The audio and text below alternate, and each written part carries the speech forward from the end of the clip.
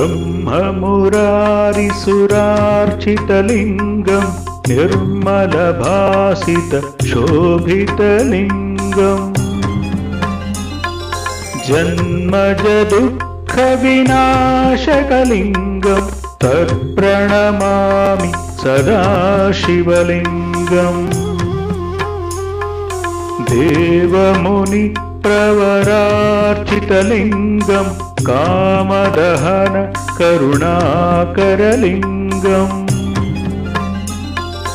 रावणदर्पविनाशनलिङ्गं तत्प्रणमामि सदा शिवलिङ्गम्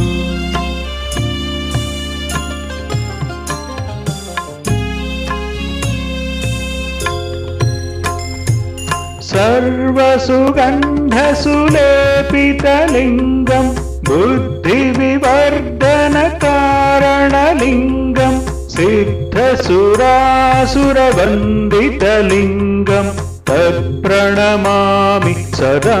शिवलिङ्गं कनकमहामणिभूषितलिङ्गं फणिपतिवेष्टितशोभितलिङ्गम्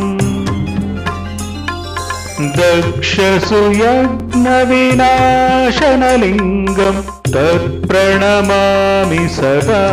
शिवलिङ्गम् कुङ्कुमचन्दनलेपितलिङ्गं पङ्कजहार सुशोभितलिङ्गम् सञ्चितपापविनाशनलिङ्गं तत्प्रणमामि सदा शिवलिङ्गम्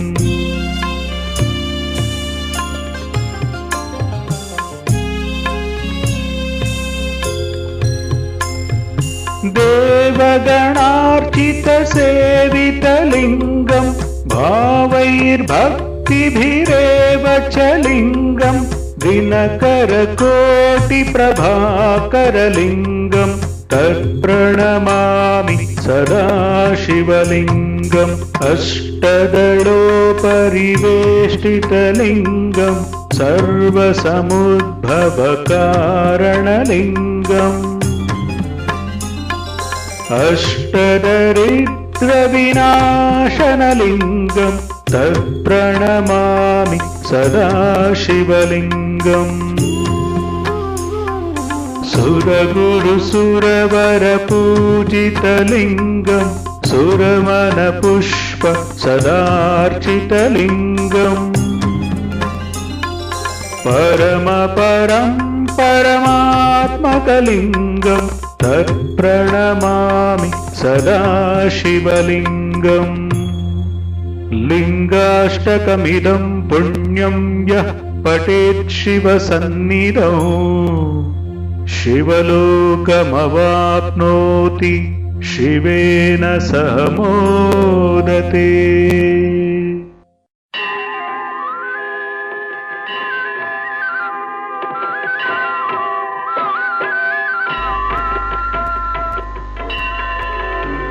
प्रभुं प्राणनादं विभुं विश्वनादं जगन्नादनादं सदानन्दभाजम् भवद्भव्यभूतेश्वरं भूतनाथं शिवं शङ्करं शम्भुमीशानमीडे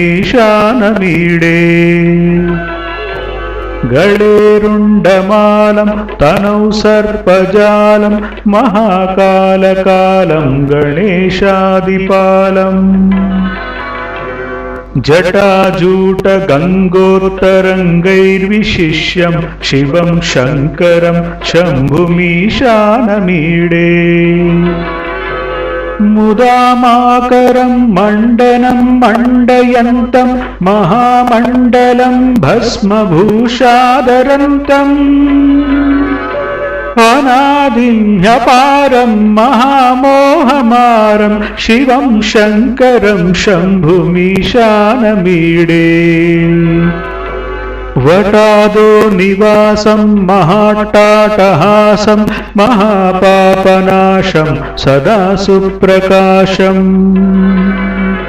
गिरीशं गणेशं सुरेशं महेशं शिवं शङ्करं शम्भुमीशानमीडे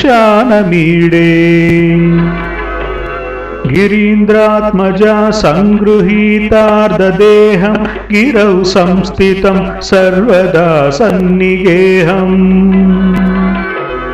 परब्रह्म ब्रह्मादिभिर्वन्द्यमानं शिवं शङ्करं शम्भुमीशानमीडे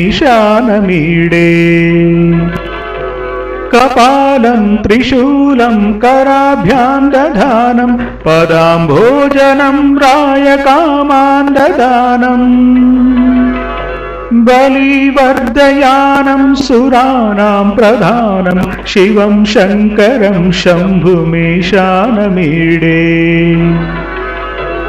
शरश्चन्द्रगात्रं गणानन्दपात्रं त्रिनेत्रं पवित्रं गणेशस्य मित्रम्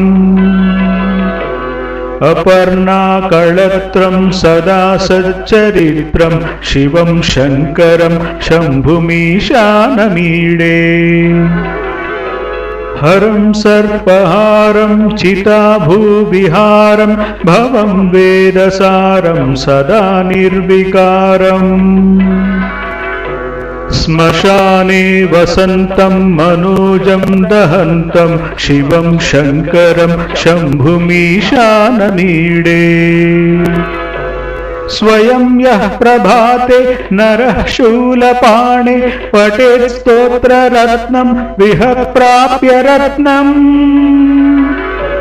सुपुत्रं सुध्यानं सुमित्रं कळत्रं विचित्रैः समाराध्य मोक्षं प्रयाति।